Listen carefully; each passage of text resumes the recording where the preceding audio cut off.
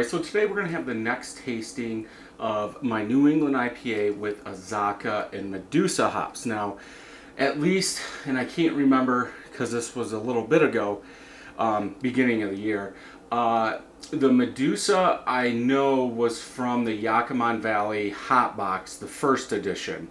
But I'm not sure about the Azacca. Maybe it was in there too. I would have to go back and look.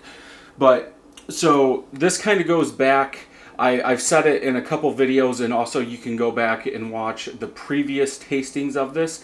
But this is a New England IPA. This recipe came from our local homebrew club. They did a presentation, and all I did was take that and pretty much take out all the hops they used and put in Azacca and Medusa.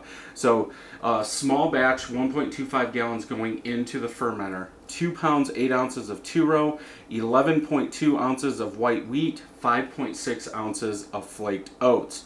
For the boil, for the hops, now I like a little bit of bitterness in my New England IPA, so 0.15 ounces of Warrior at 30, then 0.5 ounces of Azacca and Medusa steeped whirlpooled at 170 for 15 minutes. So those Warrior hops are the only thing that's in the boil. Then after your hour boil, you're going to cool it down to 170. That's your steep. You're going to add 0.5 ounces of each in there, swirl it around. I would say every 3-4 minutes, keep swirling it.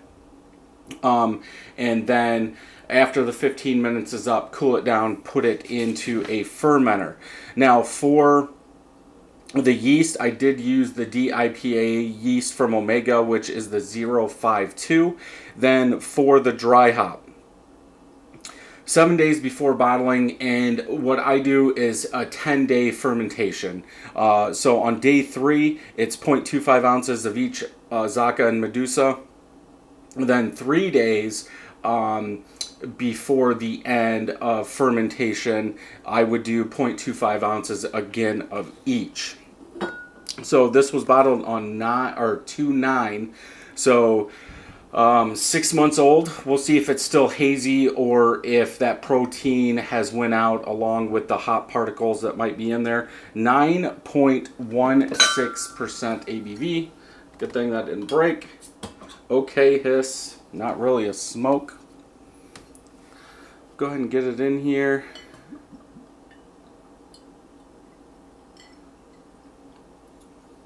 Just by looking at it, I would say some oxidation has happened, and I'm going to get that on some of these. I bottle directly out of the fermenter, so I know. No bubbles at all.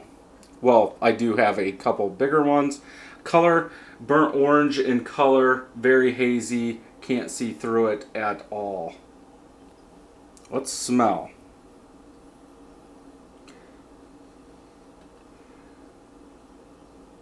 A little malt, a little toasted bread, which I mean, obviously that's coming from the two-row, but it's more of a syrupy, like a double IPA. This would actually be a double New England IPA at 9.16. It kind of has that smell of a higher ABV, like more malts were used to make it. This was supposed to be 7.9. I get a little fruity citrus in there, but I think that malt profile after the 6 months has taken over a little bit more than I would want. But that's why I'm aging. I shouldn't say aging these. That's why I'm trying to let them age, I guess, for a little bit just to see what happens. Now, a New England IPA, you're going to want to drink fresh with all those hops in there to get the best smell and the best taste. The sooner you can drink them, the better. Let's go ahead and taste.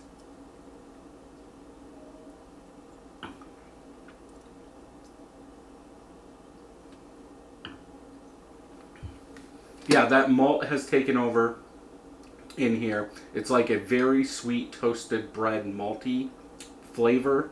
There is a little bit of fruit that is still in there, a little bit of citrus. It seems like the bitterness has amped up, like the middle to the palate to the back of the palate. It is pretty much all bitterness. From Beersmith, it's supposed to be 34.7 IBUs. Perceived bitterness is probably 60, It's a little flat. It's still undercarbed, which is very weird. Even for a New England IPA, I think it's a little low. The body is smooth though. I get a little alcohol in the back. And I think that's due to age and those hops just going out of suspension, or, you know, really going down in the flavor, and it's letting that alcohol taste come through. Even in the aftertaste, it's very malty, syrupy, a little bitterness in there. I don't even really get any fruit or citrus in the back. So yeah, I would say this one is definitely better when it's young. I don't think I have any more of these left. So this will be the last review of it. I will be making more. What I want to do, if you've been following me, is I've been making a lot of split batches, 5-gallon split batches, and I want to put different hops, like just brew a standard batch and use different combinations of hops. Maybe in one use, I'm just saying 0.25 of everything, and then do a double that, so 0.5 of everything, and see what we really get. But yeah, this one I would definitely say make sure you drink it when it's young. And I think most craft beers, brewers, or drinkers would know you want to drink these young. You don't want to let them sit. And definitely as a homebrew, I think it is oxidized also, but it's 6 months old. So if you enjoyed this review, check some more out over here. And until next time, happy brewing.